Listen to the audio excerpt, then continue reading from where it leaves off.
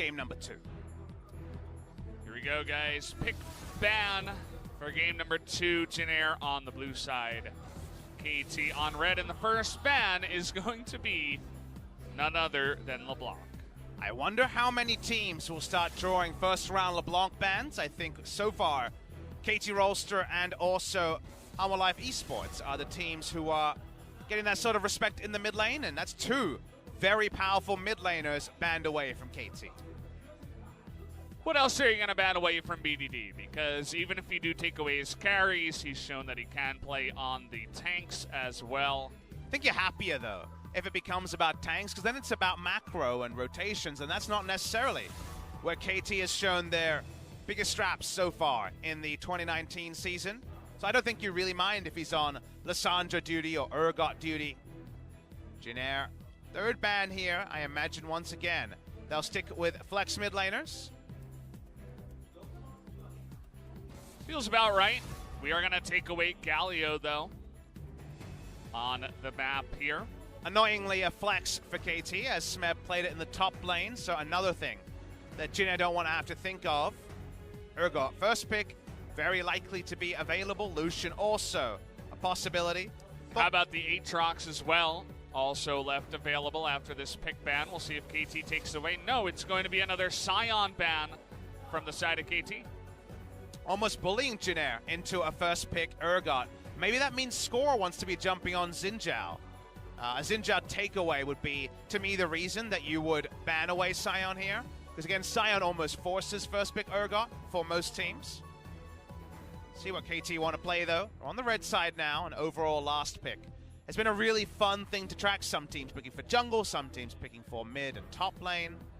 A lot of different ways to approach drafting on the red side. Aatrox available. Definitely feels quite good the way you can flex it. Just its strength right now is going to be taken off the board. Do we see the Lucian, the Xin Zhao you were alluding to here from the side of KT? Lots of options still. My thought would be Aatrox, Xin Zhao, but we'll see if KT agree on that particular one. Xin Zhao did good work in the early game before the mid to late game. The Cinderhawk, Cinder's never found fights because they were being run around the map so much, but they're not actually going to follow either of our thoughts there, and we'll go for the Akali first round.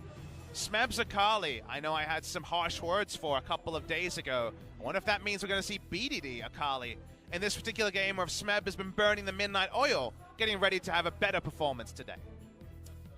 Yeah, I'd like to see BDD on Akali. Don't really want to see Smeb's Akali again, not for a while. What are you going to use to shut down the Akali? Lissandra, very common. Up against that one, you aftershock, you throw a bunch of stuff into the Shroud, you survive. And you're feeling pretty good if you can one combo her as well. So, bit of safety going to jungle most likely. What will be the third pick, though? Covering that Kai'Sa for now.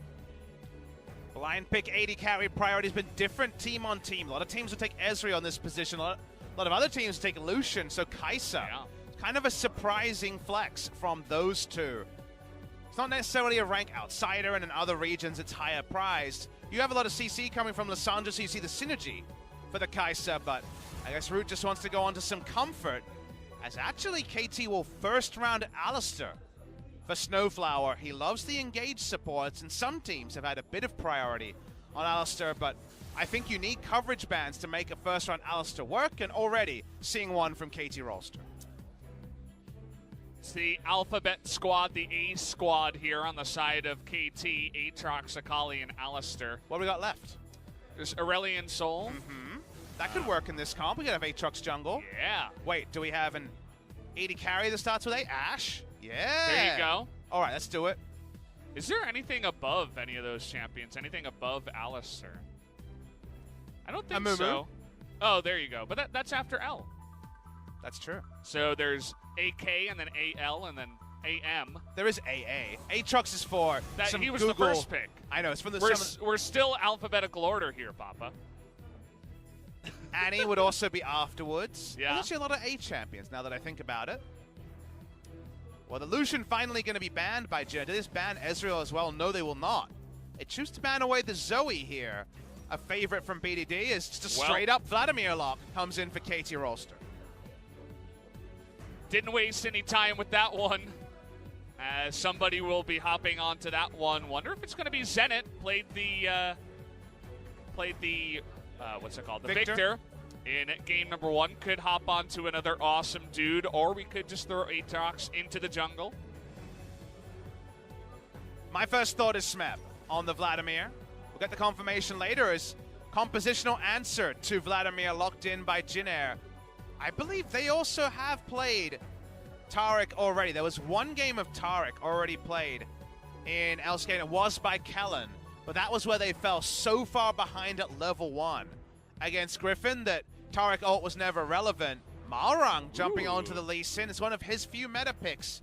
That way he follows the tier list rather than going with what works for him. Fun to see Malrang on the Lee Sin in this game. From ahead, Taric is so good against Vladimir because you're able to use the ult at the right timing, but because you have such a long delay from behind, if you're caught in transition, if you don't have all your buttons ready to go, Taric just ends up being an afterthought. Could say kind of the same thing about Lulu in game number 1. So let's see if Jin are a bit more on point with having that Cosmic Radiance to answer the Hemoplague. Kellen, not the strongest game in game number 1. We did call him out there from time to time. His Braum was a little bit shaky. We'll see if he can pilot the Taric here in that compositional answer. And take a look at the players that are playing the different champions. I'm sure this might not make you too happy as Smeb returns to the Akali for now.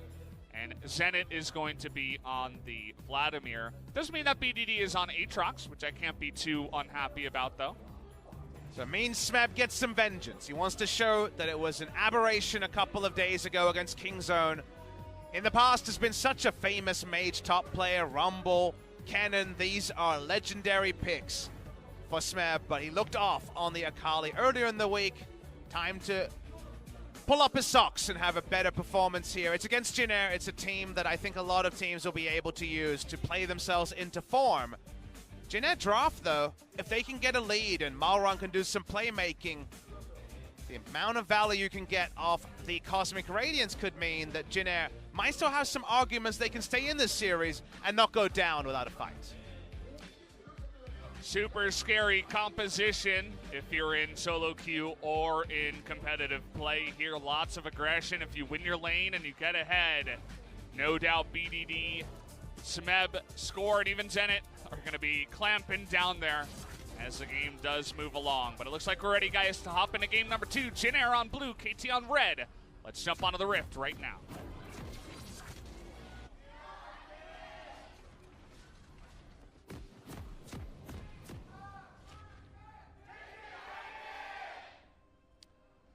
Waiting on that one until KT as a team showed up on screen. All the fans still here, cheering, even after that long drawn-out game number 1. Had a couple of more long games this week. Kind of spoiled by the 30-odd minute average game time in week number 1. I think in general, the best teams are still playing short games, so that part shouldn't change too much. Looking at the rune choices here, Callan going for Unsealed Spellbook. On the Taric, this will be very useful in this game because switching over to Exhaust is looking like something you'd like to do as much as possible. When we've seen some people lane into Vladimir, even on a Kai'Sa, you might consider something like the Corrupting Potion that we've seen sometimes. Kai'Sa finds it hard to fit the lifesteal into the build. So how you contend with level 7 to level 9 Vladimir, probably going to be a tricky thing. Maybe even a return to an oldie in tier Taric might actually be recommended here just to find sustain, because otherwise Vladimir can just chip you down and Xin Zhao can be there to finish you off. Can't wait to see if Smeb can return to the Akali and actually have a better performance this time around. Fleet footwork once again here, becoming more and more common for the Akali, just for the sustain and the extra movement speed. Both things that Akali is going to be happy with, especially in the early game. Malrang going to be going for a pretty proactive move here. Because of the first roam to the mid lane, they're just trying to guarantee the Scuttle Crab, as I'm sure you're amused by the stun missing onto the Scuttle Crab. Like the idea, execution a little bit off the mark there. It's good, you know, you clear the scuttle a lot faster. You can open up Malrang to double scuttle once again. Up against Score. Not often you double scuttle a Xin Zhao, but because of getting first access to the minion wave, which was granted by Malrang soloing the buff, and the Kai'Sa and Taric entering lane first. Very innovative here. This is a really cool thing, and Jin Air have had isolated really cool things for us to learn from. Again, how good was Malrang on the Xin Zhao in that first game of the season against Jin Air. Sorry, against SK Telecom T1. So the double scuttle here. 2 games in a row against Score, one of our biggest Scuttle Crab aficionados in the 2018 summer season. Yeah, I mean, I have no doubt that Malrang's going to get first blood again, and then they're going to slowly struggle in the mid-game. I would be happy to be proven wrong, but that's kind of been the build order here from the side of Jin Air in a lot of these early LCK games. Speaking of build order, Zenit started with a Ruby Crystal that feels like a Rumble top-only item. Almost never see this as a starting item. It's a very, very early Kindle Gem is going to be coming out of that towards the Proto Bell. Same reason that Sapphire Crystal start comes from GP to get a faster sheen. Other item it builds into is the flat magic penetration of the Oblivion Orb, but do imagine that the mobility provided by the Proto Bell going to be preferred. It's a very nice CSing under turret here by Root and Kellen.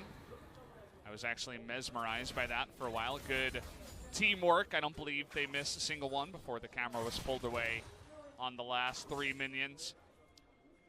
In comes Malrang. He's putting down an assistance ping, but nothing happening here.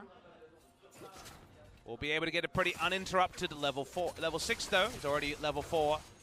And 1 camp ahead of a Xin Zhao. And again, anything you can get to find yourself very competitive with a champion that has a skirmishing advantage over you pre-ultimate is good work to the side of Jin Air.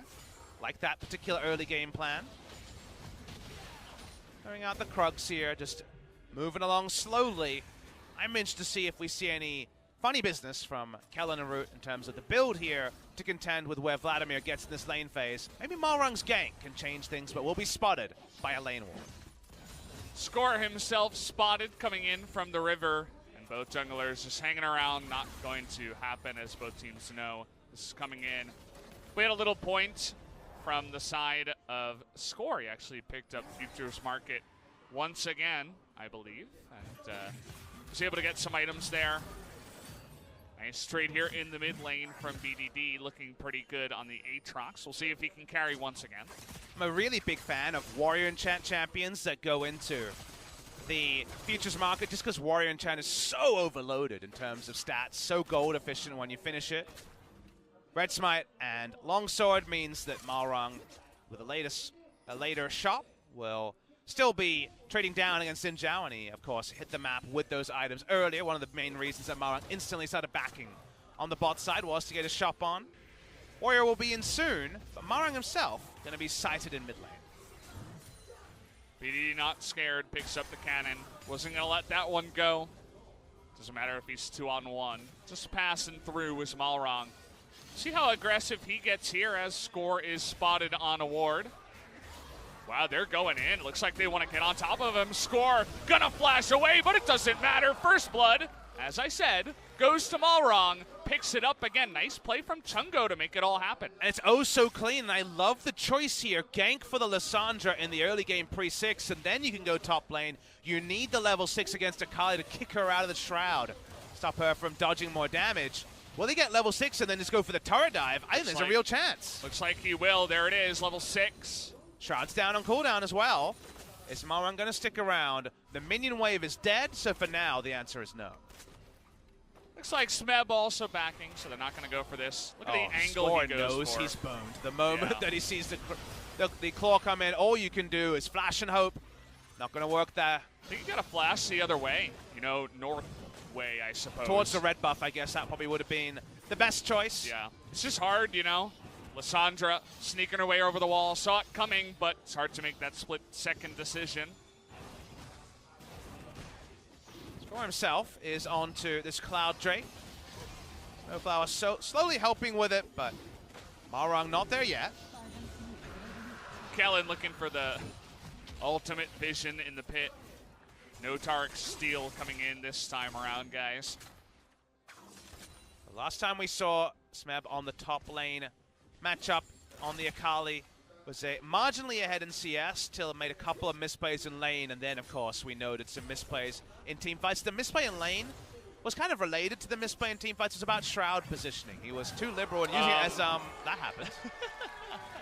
Well, I'm glad our observer caught the tail end of that one. No doubt we're going to catch the replay as he just ticked down to Ignite. BDD was already back farming minions, so we didn't even realize until the kill did come in. Chungo, no ult, did have his flash, but was taken by surprise, no doubt. Watch the replay here. Pretty even health bars to begin this. We know Lissandra's ult is on cooldown, and Chungo just gets straight up punked by BDD. Knew he was dead. Has to flash, I suppose, to make sure, but it's a split-second move by BDD. Wasn't expecting that aggression coming out of him, but you always should when it's BDD in the mid lane. Really nicely done. Just understood the scenario, knew his damage ranges. That is the BDD. That was a lone hand on a Kingzone Dragon X Summer season team that fell apart around him. KT Rolster having similar struggles very early in the season, but this is BDD's rebound game where he reminds us that on farm, there are, at best, a handful of players in the mid lane better than him around the world. And it's also a shining beam of light on the side of the KT fans. Multiple different lanes struggling. We talked about the bottom lane, but also Smeb having his struggles score as well. We'll see if this dive comes in, though. They're going 3-man onto Smeb here. There's the flash on in, into the stun, and see you later. Fear Beyond Death gonna take care of those minions. They're gonna pick up a bunch of gold on the top side as well, so nice little roam coming in from Jin Air. Finally, we found the answer to Akali top. It's Urgot, Lee Sin, and Lissandra coming at the same time. No counterplay to that. Literally the only way to get away was to use your ultimate and E instantly when you thought anyone could be coming. But then you don't know for sure. If there's no third person, you don't need to invest all those extra abilities. So in this case, Smeb doesn't use it, and he's going to lose the maximum. In this case, it's an entire turret pre-10 minutes. Yeah, and they are going to stay for this one. Malrong with the tankiness to make it happen. Down it does go. First blood turret to the side of Jin Air. And Chungo, pretty happy to, take that hit in the mid lane, not too sad about it. But this is the change in how the game is played, Valdez. Literally, there's CS for CS until this moment, and then a kill, the turret plating goes down, and it's 1,000 gold lead purely from this one play. That's all it takes, I suppose, with the new patches that we have had and the plating on the turrets. If you can get a big dive off and take out the top laner with no one to help him, you're just going to pick out an insane amount of gold. And so now Linderon going to be pretty happy about his position in this game. And then in the current meta, with how it plays out, it's what do you do with this extra gold early? Because if you just go CS for CS in the top lane again, you're not doing anything with the gold lead. If you use the top lane turret being down to go for some aggressive ganks topside, and Ghost Ignite does tell me, hey, Malrong's coming top lane again, we're going to kill you. You have a lot of different ways to use leads, and I think the teams that win the best are the teams that use their leads promptly. They use their leads to get objectives very early in the game and that don't wait for scaling to come in. That is so much the story of the 2019 meta. So Linderon right now can't join. He doesn't have teleport available with his Ghost and Ignite. And Malrong's just finding multiple KT members rotating through his jungle.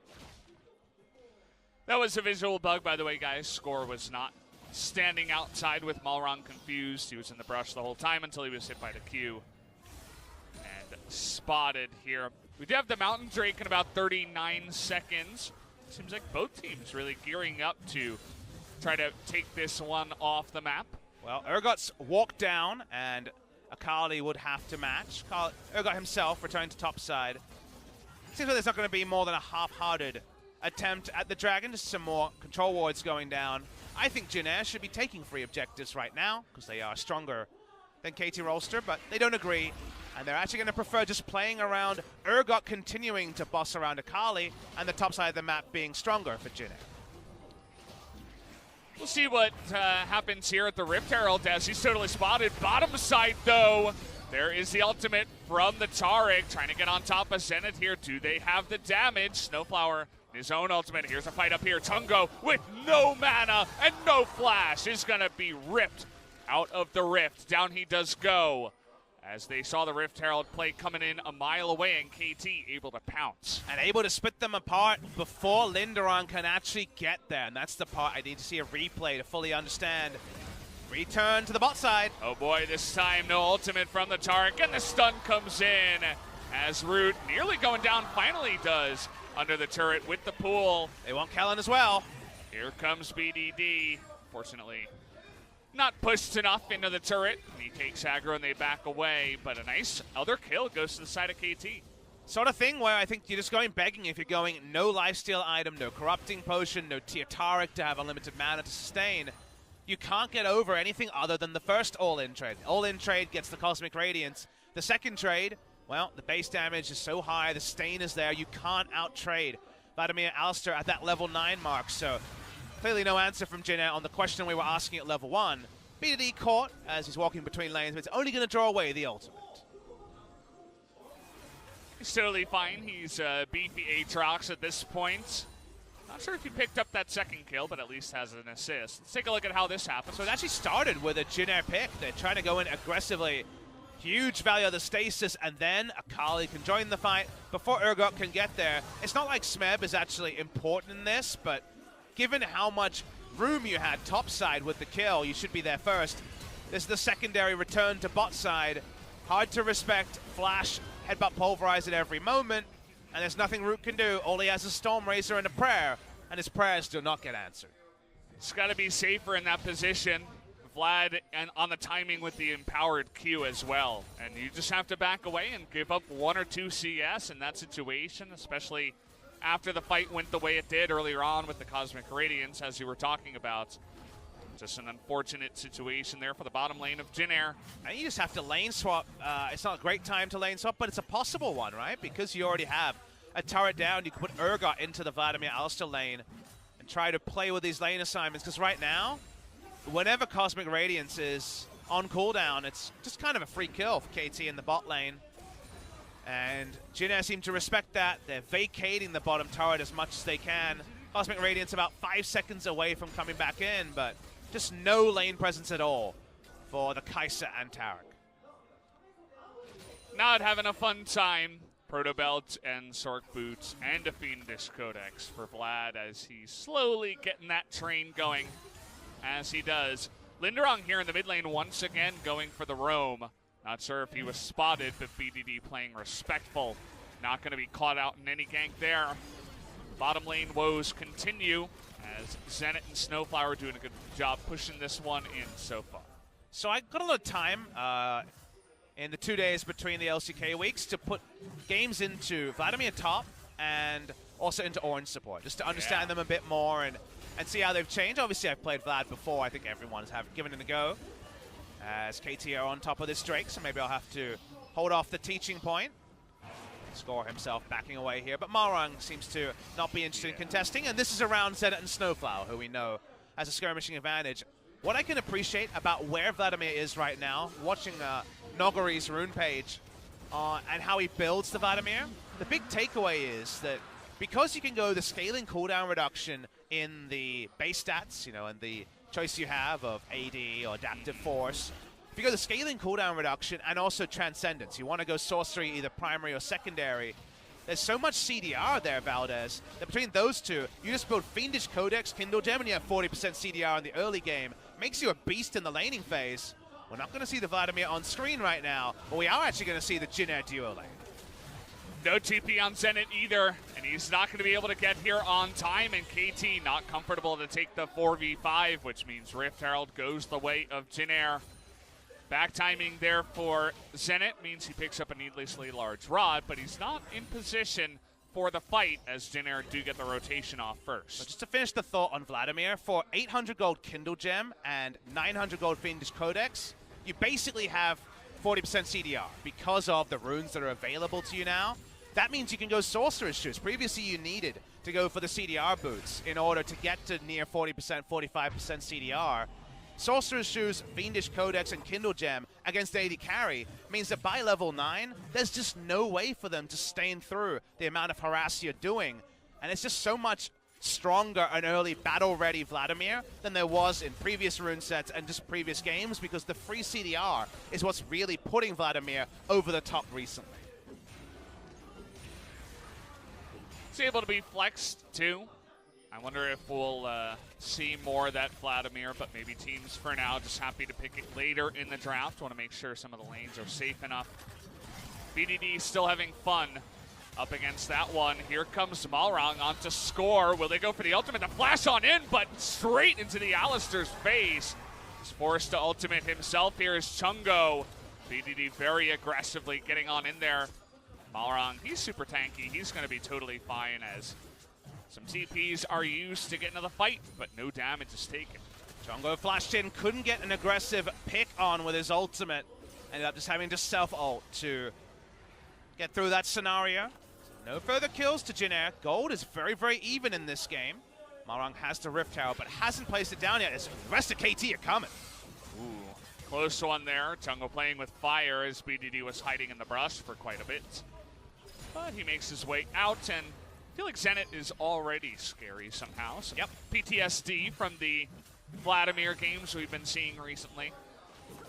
Tend to agree with those new options in the rune sets making you powerful earlier. Smep dives in. Yeah, Chungo, no ultimate here. He's just going to be perfectly executed on the backside there by Smeb. And, well, that was an easy one for him. Should build some confidence. See if he moves it in. Nice headbutt pulverize it into Linderong, who has to flash away. Into the Cosmic Radiance, and now KT just going to wait this one out.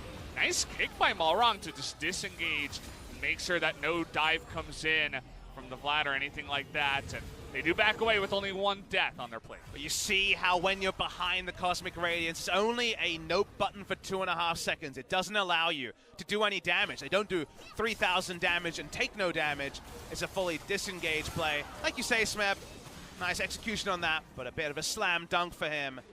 Cosmic Radiance, when you're already grouped, when you're forcing the enemy to fight, is so big. But when it's used here, KT just say, okay, maybe we'll roll back. Lots of no buttons, including the kick here from Malrang, saying, nope, get away from my team. That's that. Add another kill onto the board on the side of KT. They also take out a turret on the bottom side. As we're just cresting above 20 minutes right now. Looking for the pick on the Vladimir, but Zenit is going to be totally fine. Rift Tower charge on the way. BDD top side, so probably a pretty good timing to make this happen. Root takes a empowered Q, and it does, as you can see, a lot of his health bar. KT failing to hit the eye before the charge comes in. It's kind of a interesting one there. And vision here is Linderong. Will Smeb bite the bait? Answer is no.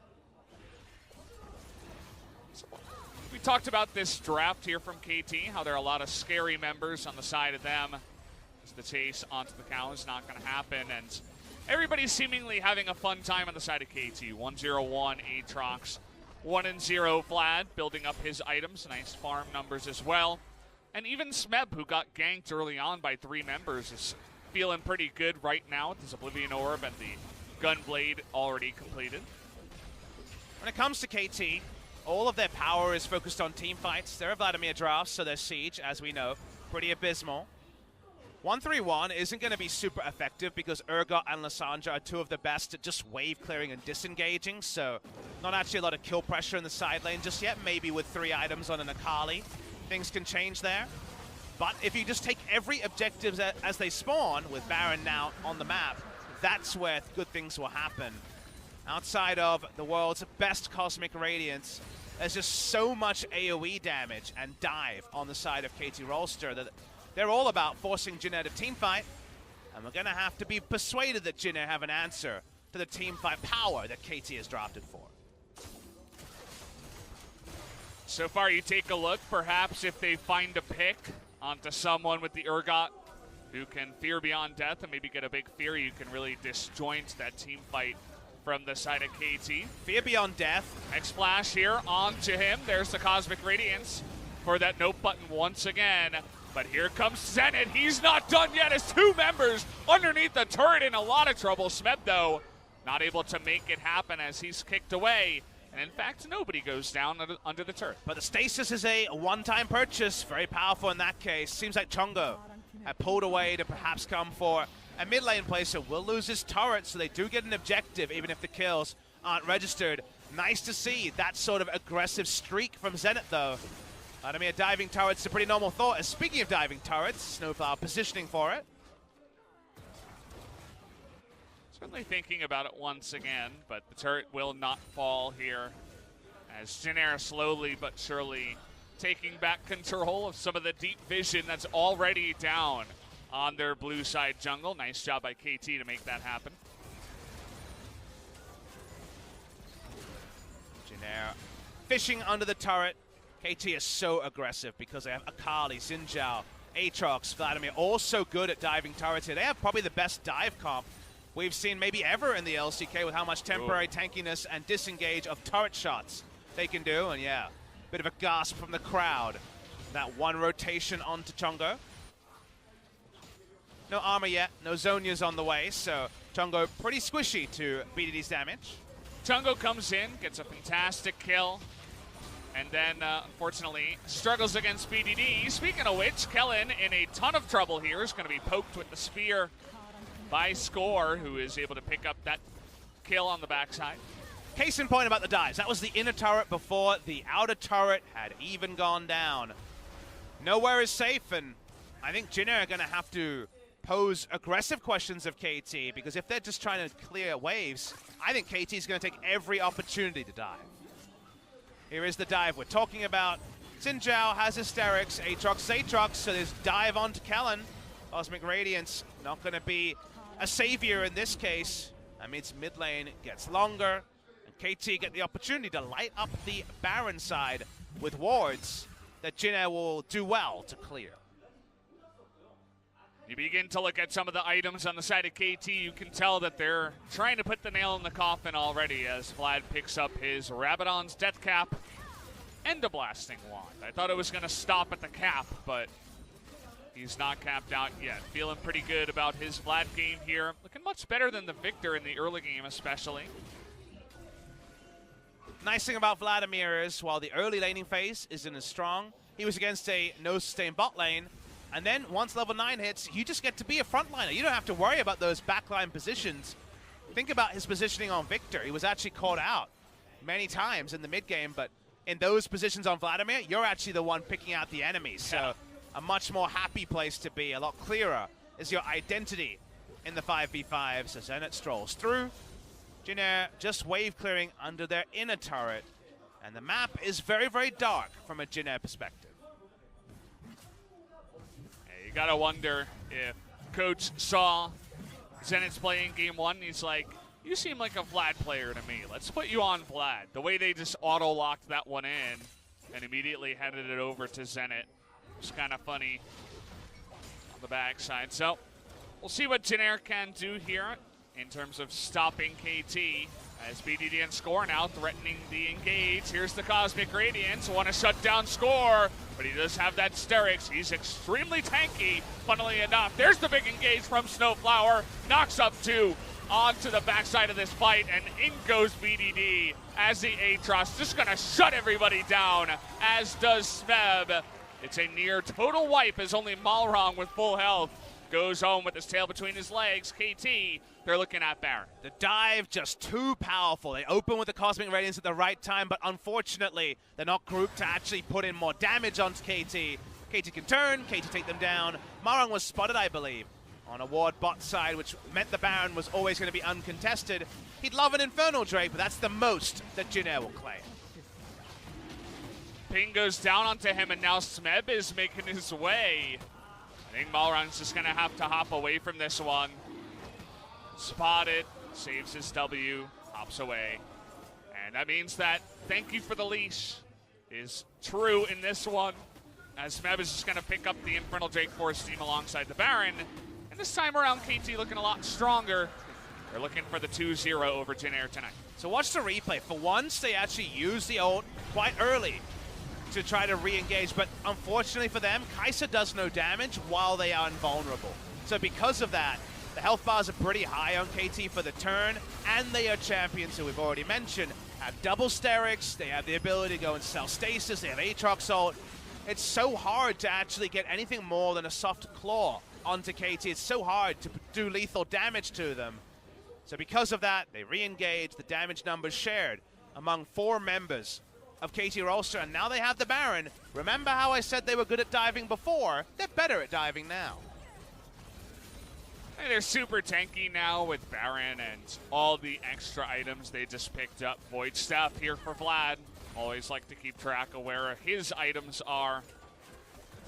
Doesn't seem like Dinner can do much. Stun trying to come in, but knocked away is Kellen. Scoring a little bit of trouble, but now here comes Snowflower. He wants to re-engage Smeb from behind. Is going to be immediately ulted here, but he is in the Shroud. And Roots, he is so low, he's going to be stomped down by BDD on that Aatrox, who is just incredibly strong at this point in time. Takes out one, takes out another. Is going to stopwatch even for the ultimate style points. Gets a triple kill, and once again, Malrong, the rest of his team falls around him. Looks like KT have finally put the nail in the coffin. Malrong 1-0-1. He's not going to die in this game, but his team is going to lose. They fought that with Cosmic Radiance on cooldown. I think Jin Air are done. Looks like it. Game number 2 goes the way of KT Rolster as the Nexus goes down. Finally something for KT fans to be happy about. A 2-0 victory tonight. And it turns out that Game 2 was a better performance than Game number 1, so maybe just some victories are the tonic KT needs to rise up the standings. They will now be ahead of Jin Air Green Wings. They will no longer be 10th place. Not the biggest thing to smile about, but you got to take every win when you can when you're at the bottom of the table. And it's this roster with Smeb and Score maintaining their spot, but they actually find their first match victory in Lulpar. Some hugs here from Snowflower, some of the Jin Air players. He's been there before, and he's here now on KT Rolster. Nice play on the Alistar. Actually picked it up as the 3rd pick. Vlad Alistar in the bottom lane, somehow making it work there, and is able to win up against his former organization in Jin Air. Now, while first round, I should say, Alistar is something that I think is too risky most of the time, taking a 3rd pick on the red side gives you the double ban to take away some of the more tricky matchups and get you some breathing room on the Alistar. So yes, Vladimir Alistar, not the strongest 2v2, but they were able to sustain through to level 9, got the all-in when they needed to.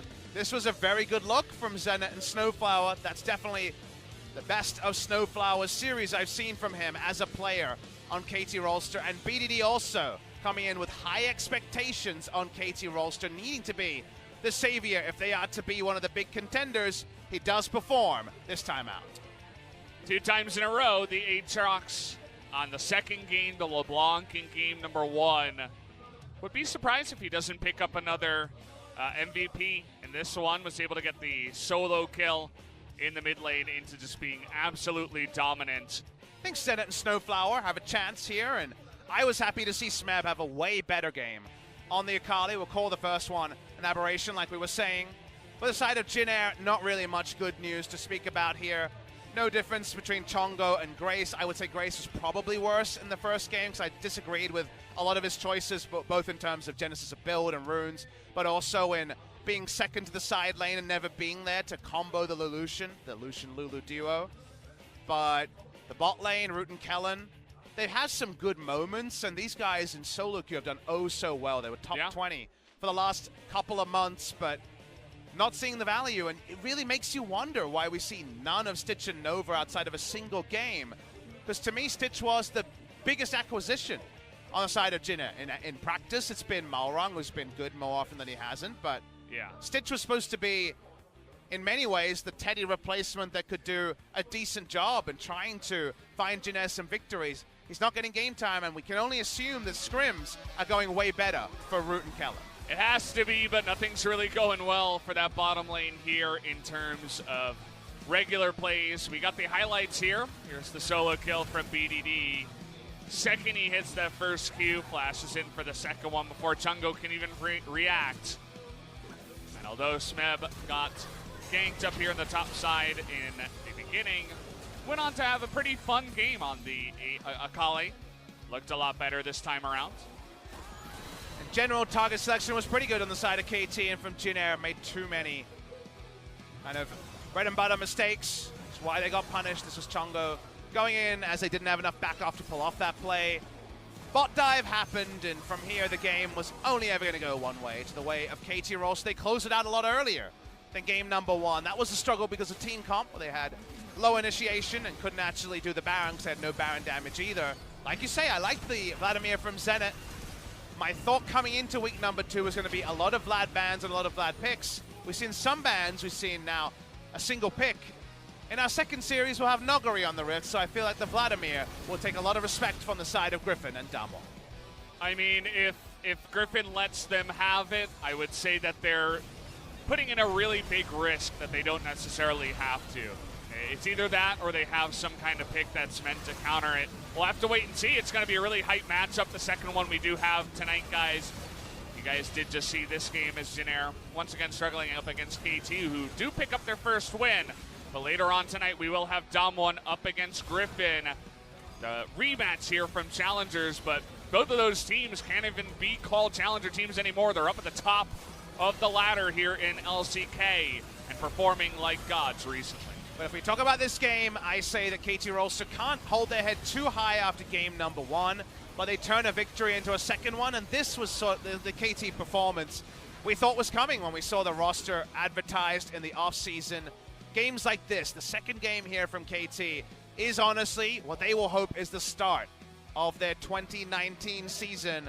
A lot better from them, but still overall, definitely not the 2 strongest teams we've seen play so much, and KT still with a lot of work to do if they're going to be able to hold a candle to Griffin, Damwon, who, like you say, we'll see in our second series, but also they're the contenders for LCK Spring 2019.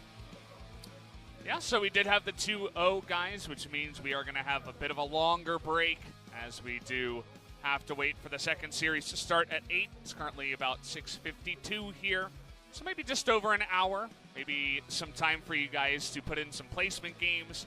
I know I played a lot while you guys How you doing casting. on the placements? It's hard. You know, there's a lot of trolls, especially in the Korean solo queue. I had a level 3 Garen at 18 minutes with Ghost and Cleanse. That was a fun game. We did lose, by the way. But it's a lot of fun, you know?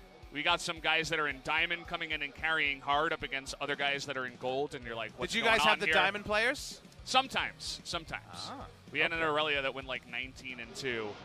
But either way, guys, here is the MVP from game number 2. BDD picks up 2 MVPs tonight, so we will be hearing from only him in the interview. Definitely deserves it. Just solo carrying in game number 1, and in game number 2, once again, it's a solo kill into insane damage in these fights. I think Chongo's hoping for that Ignite nerf that's on patch 9.2 to come live, because the Ignite there ticks down, he goes down for the solo kill, and then BD becomes everybody else's problem as well in the team fights.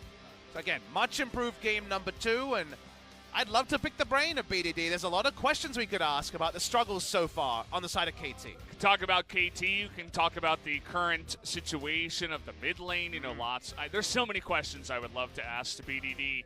We'll mostly get to hear about this series and about KT's struggles recently, and the fact that today he didn't play any tanks. You know, he played both LeBlanc and Aatrox, so looks like KT finally realized we got to have this guy carry. So let's hear from him here. I'm going to hand it over to Ji-sun for the translation. Thank you very much, guys. This is Ji-sun with today's interview translation, and we're going to be joined by BDD from KT Rolster. Finally, a precious first win. How do you feel right now? Both our teammates and also me, we were performing quite well at scrims, but I think we were a little bit nervous on stage. But finally, we got the wins. I'm really happy. So I guess you guys were doing okay during the practice, right? But during the games, we kind of like melt down, but we have a lot of players with a lot of experience, so we are able to kind of come back. Then let's move on to game 1. How was LeBlanc versus Lulu mid lane matchup? Well, as soon as I locked in LeBlanc, I expected Lulu to pop out, but well, I made some mistake in the early game because I was out of mana, but all my teammates were doing so well. So, actually, Rolster lost a team fight at mid lane, but you cut out Aatrox on the side lane. So, was that the team's call or your own decision? So, we did have an accident, but I had vision enough to take him down, and I thought that Aatrox must be coming back to push lane. So I was able to just take him down. I guess that was the situation where KT Rolster got their momentum back. And you have a very high kill participation rate. You are on the first place among all mid laners, and also you had 100% kill participation on game 1. What are your comments about that?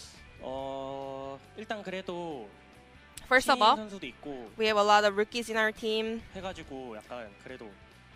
I guess I want to show something to the audience, but that actually got me going wrong. So I just want to be the pillar of my team. And I think I'm doing pretty well. Then game 2, you solo kill with Sandra on Aatrox. I think Chongo wouldn't have expected that too. Then let's check out this highlight over here.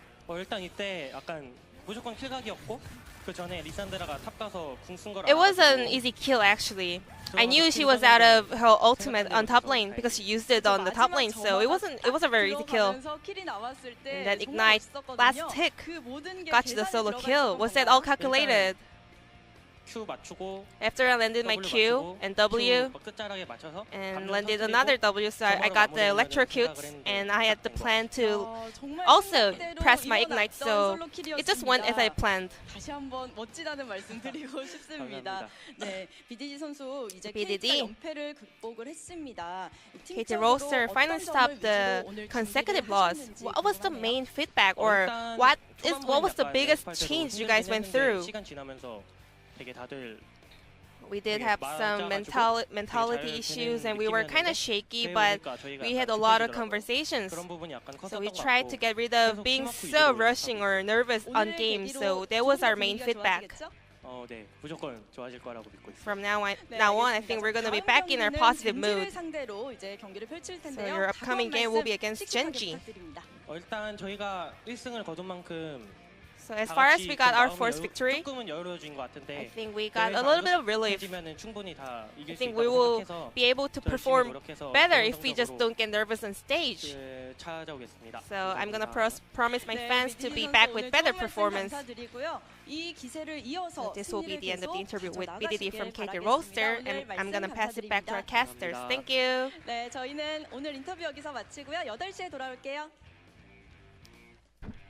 Thank you, Ji-sun, as always, for the wonderful translation. It was funny to hear from BDD casting his play. He's like, first I used Q, and then I landed my W, so I landed my second Q and Ignite, and he died. That was his cast. He's like, I used my abilities, and I killed the guy. That's how I do it. I'm BDD. Spoken like a mechanical mid laner. That's how they always speak. They're like, well, I just killed him because I could, and that's what happens in this particular game. BDD, well-deserved double MVP. KT fans will want to see a lot more BDD MVP interviews. And LCK fans, please come back in 1 hour. Now, sometimes we say that because we just would love everyone to tune in, but you need to be here in an hour. We only have 2 undefeated teams in the LCK, and one of those is going to lose this one. Damwon versus Griffin. Both have not dropped a single game. They seem like our outstanding teams at the start of the year, and while Griffin may go on to repeat the past where they have beaten Damwon more often than not, be front row for what should be an awesome series between teams who feel really fit into the new meta. Both of these teams have proven themselves so far on a big, big stage. Griffin showing a little bit of weakness against Life in the early stage of Game 1. We'll see if Damwon can take advantage of that. But, guys, we are going to have to wait 1 hour before we do get into that matchup. So join us then for Dom 1 versus Griffin. We'll be back then.